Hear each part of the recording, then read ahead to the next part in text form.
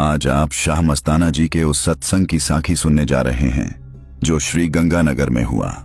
यह कथा है अंदर वाले राम की, जिसका नाम जपने की ताकत शाह मस्ताना जी ने संगत को समझाई। आइए सुनते हैं यह पूरी साखी। सत्संग बाग लायलपुरियां। श्री गंगानगर। श्री गंगानगर में प्रेमी बावरियों की झुग्गियां थीं। उन्होंने भी सत्संग की मांग की। नजदीक लायलपुरी सरदारों का बाग था। उसमें अक्सर महात्मा लोग सत्संग किया करते हैं। उन सरदारों से इजाजत लेकर वहां पर 19 सितंबर 1957 का सत्संग रखा। जब सत्संग के लिए श्री गंगानगर गए तो बाजार में एक रेहड़ी खड़ी थी। उस पर फल इत्यादि थे। रेहड़ी वाले से सारी रेहड़ी के सामान की कीमत पूछी। उसने 40 रुपए बताए, जिस पर उसको 42 रुपए दे दिए। माल केवल 15 या 20 रुपए का था। वह सामान वहीं लुटा दिया। रेहड़ी वाला कर्जदार था और दुकानदार उसको सौदा नहीं देते थे। एक दुकानदार के उसने 40 रुपए देने थे, जो उसी समय दे दिए। दूसरे दिन उसका सौदा महंगे रेट पर बिकने लगा। जहां कोई चीज 6 आना की पाव बिकती थी, 8 आना की पाव बिकने लगी और जल्दी ही उसकी एक रेहड़ी की बजाय 2 रेहड़ियां चलने लगीं। सत्संग शुरू हुआ तो यह शब्द बोला गया, क्यों नी जपदा अंदर वाला राम, तेरे कम्मा में आवेगा, तेरी डुबदी बेड़ी बंदया, सतगुरु पार लगावेगा। इस पर पूज्य मस्ताना जी ने फरमाया कि वो मालिक, वो राम तेरे अंदर है। जिस तरह लकड़ी में आग, धरती में पानी, मेहंदी में रंग और फूल में खुशबू है, आत्मा का मालिक परमात्मा है। यह दुनिया में तमाशा देखने आई। इसको चाहिए था कि तमाशा देखकर वापस जाती, मगर बाहर वाले पेट के मारे फकीरों ने बाहर ही बाहर जड़ चीजों में लगा दिया। बजाय इसके कि इसको परमात्मा के पूजने और उसके मिलने की हिदायत करते, इसको बाहर ही बाहर रखा। आत्मा के पूजने के लायक केवल अंदर वाला परमात्मा या शब्द स्वरूपी राम है। जो यह सुनकर अमल न करेगा वह सीधा नरकों में जाएगा। आत्मघाती महापापी करके आया कौल करार, हुण क्यों दिता मनो विसार, जमदूतां दी पैसी मार, रौंदा नरका नू जावेगा।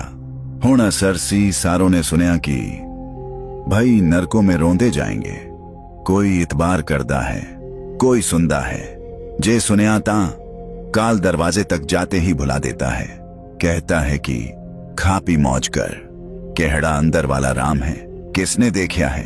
गर्भदासी टाइम भुलाया, पुट्ठा करके सिर लटकाया, सतगुरु ने तेरा फंद छुड़ाया।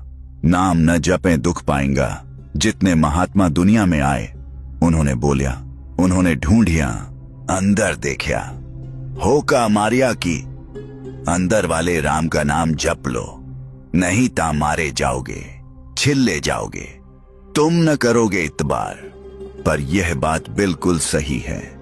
इस सत्संग पर चक सरदार बहादुर नारायण सिंह से सरदार बलदेव सिंह, मैनेजर चक सरदारा परिवार सहित आए। आपने सच्चे पातशाह परम संत सावन शाह से नाम लिया हुआ था। उन्होंने सत्संग के बाद पूज्य मस्ताना जी को चक में चलने के लिए विनती की। वहां उनकी कोठी में कई दिन रहे और सत्संग होता रहा। महावीर दल का इंचार्ज लाला मेहरचंद आया हुआ था। सेवादारों को देखकर कहने लगा कि वह अपने दल को लाकर इस सत्संग पर काफी शरारती लोग भी आए हुए थे, जो माया की थैली और सोने चांदी का डिब्बा खोसना चाहते थे। महावीर दल का इंचार्ज मेहरचंद भी सेवा किया करेगा, सो उसकी सेवा मंजूर फरमाई, लेकिन वह ठीक प्रबंध न कर सका। कहने लगा कि आपके सेवादार हमारे कहने में नहीं चलते। फिर उसके दल को 100 रुपए इनाम दिए। उसका विचार नाम लेने का हुआ। जब नाम देने लगे तो सोचने लगा कि पहले उसने किसी सन्यासी से नाम लिया हुआ है। जब पेश हुआ तो पूज्य मस्ताना जी ने नाम देने से इनकार कर दिया। फिर लाला गिरधारी लाल और सुरजीत लाल आदि प्रेमियों ने सिफारिश की। इस पर फरमाया कि अकाल पुरख का हुक्म नहीं मिलता, ऐसे आदमी को नाम देने में काफी कमाई खर्च करनी पड़ती है। फिर कुछ दिन बाद उसको नाम बख्श दिया।